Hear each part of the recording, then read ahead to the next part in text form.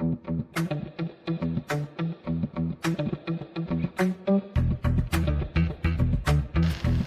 არის სათამაშოების გარეშე ბავშვის სიცოცხლე? ნული. გიორგი დავახაძე, Steambook.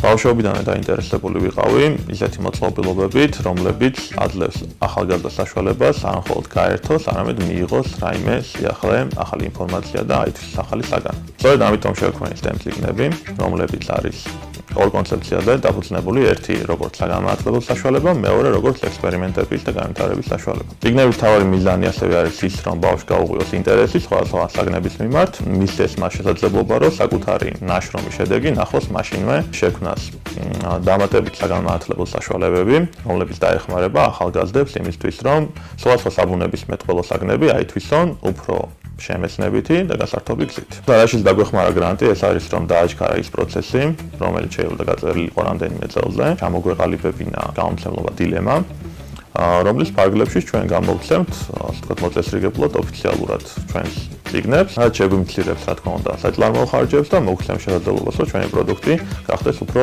მეტად ხელმისაწვდომი ჩვენი მომხმარებლისათვის. ჩვენი მიზანი არის, რომ გავხადოთ ჩვენი საგანმანათლებლო საშუალებები მაქსიმალურად ხელმისაწვდომი საზოგადოებისათვის.